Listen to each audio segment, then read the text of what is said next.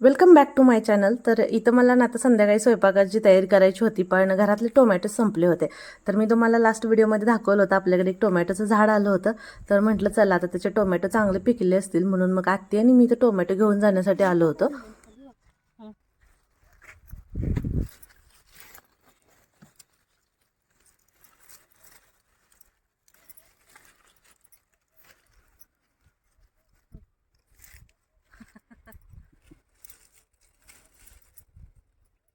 गाबुळा काढू काय हो? काढू की.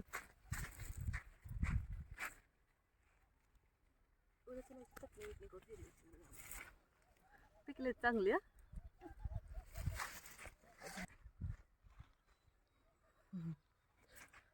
लाल बड काय इथं आत्ती मला म्हणत होता टोमॅटो सुद्धा मालकीनीसारखीच लाल आहेत म्हणून म्हणून आम्ही जरा जास्त हसलो इथं. तर आता एक दोन सापडतील म्हणून आलो होतं, तर ताट भरून निघाले टोमॅटो. म्हटलं आता घेतल्याने घराकडे जायला निघालो. आरो आता स्कूलनं येईल म्हटलं, आणि आस्था सुद्धा आमची गेली मामांसोबत जरा बाहेर थोडंसं गावातच बाजार असतो म्हणून. तर बघूया आता ती पण येईलच. तर चला आता. आणि संध्याकाळी थोडंसं मला आता राईस पण बनवायचा होता आणि डाळ बनवायची होती, तर ती थोडीशी वेगळी बनवायची होती. तर म्हटलं ती पण शेअर करेन तुमच्यासोबत.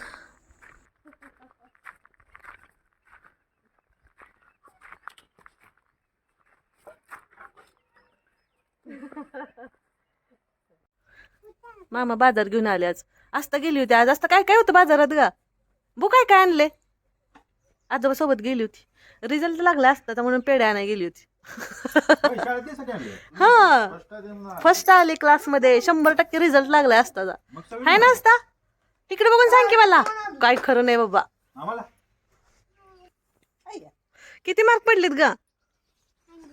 100 होय. आणि इथं असताना तर आता स्कूलमध्ये मॅमला देण्यासाठी पेढे घेऊन आले होती बघा. आणि थोडंसं तर आमचं पण काही भाजीचं माळव वगैरे आले होतं, तर तेही काम होतं.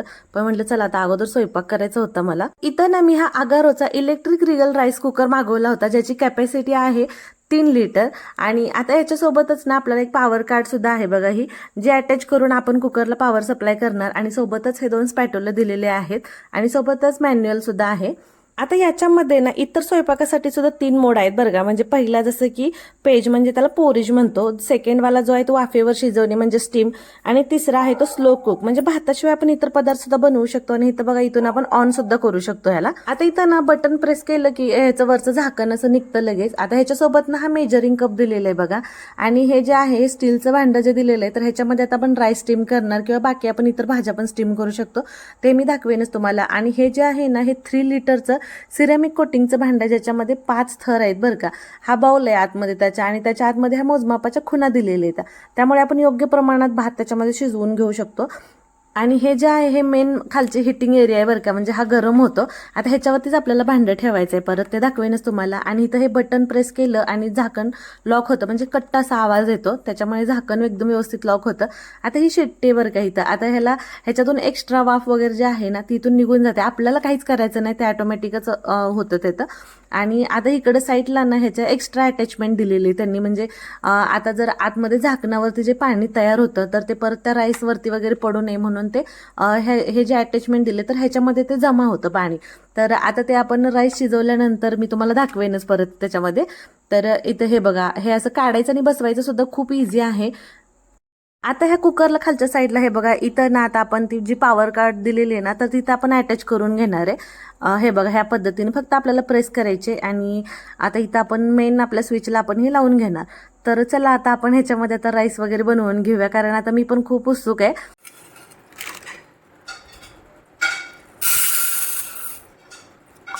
तर इथे या मेजरिंग कपने मी 1 कप राईस घेतला होता, त्याला असा स्वच्छ धुवून घेतला बघा. आणि आता हे जे सिरेमिक कोटिंगचं जे भांडं आहे तर ते अगोदर मी कुकरमध्ये ठेवून घेतलं. आणि त्याच्यावरती आता आपण हा स्टीमर ठेवणार आहे, म्हणजे हे जे स्टीलचं भांडं आहे ना ते ठेवून घ्यायचं. आणि आता आपण जो राईस धुवून घेतला होता तर तो त्याच्यामध्ये घालून घ्यायचा. आता आपण हा राईस फक्त स्टीम करणार आहे, त्याच्यामुळे ना आपल्याला जास्त पाणी घालायची गरज नाहीये. इथं स्पॅटुलाने मी सगळीकडे व्यवस्थित ते स्प्रेड करून घेतलं आणि त्याच्यामध्ये ना चवीपुरतं मीठ टाकलं. आणि आता आपल्याला पाणी अगदी थोडंसंच घालायचं त्याच्यामध्ये, म्हणजे अगदीच तांदूळ बुडतील एवढं, कारण स्टीम करणार आहे त्याच्यामुळे जे पाणी आहे ते वरच्या भांड्यातलं सगळं खालच्या भांड्यामध्ये जातं. इथं बटन दाबून झाकण बंद केलं आणि इथं बघा ऑन केलं. आता आपण स्टीम करणार आहे त्याच्यामुळे स्टीमचं टायमिंग 10 मिनिटाचं आहे. 10 मिनिटात आपला राईस एकदम शिजून तयार होणार आहे. आणि ज्यावेळेस टाईम संपेल त्यावेळेस बघा ॲटोमॅटिक इथं आवाज येतो आणि लगेच बटन प्रेस करून मी झाकण ओपन केलं तर बघू शकताय बघा एकदम असं सुटसुटीत असा आपला इथं राईस शिजून तयार होता. तो पण वाफेवरचा, म्हणजे स्टीम केलेला आहे बरं का. आणि ह्याच्यामध्ये जे पाणी आपण टाकलं होतं तर ते खालच्या भांड्यामध्ये जाऊन बसतं, त्याच्यामुळे एकदम छान असा स्टीम झाला होता बघा. प्लेटमध्ये मी काढून घेतला. आता ह्याच्यामध्ये ना आपण व्हेजिटेबल्स पण आपण स्टीम करू शकतो, मोमोसुद्धा स्टीम करू शकतो. आता हे बघा ते खालचं एक्स्ट्राचं पाणी होतं. तर आता ह्याच्यातच मी ना डाळसुद्धा शिजवून घेते बघा. तर त्याच मेजरिंग कपने 1 कप डाळ घेतली होती इथं मी. आणि इथं ना आता तुरीची डाळ शिजायला खूप वेळ लागतो, त्याच्यामुळे इथं मी ऑन केला आणि व्हाईट राईसच मी इथं सिलेक्ट केला होता. तर आता ह्याच्यामध्ये मी सगळ्यात अगोदर ह्या भांड्यामध्ये तेल घालून घेते. आता ह्याच्यामध्ये ना आपण पुलाव सुद्धा बनवू शकतो बरं का.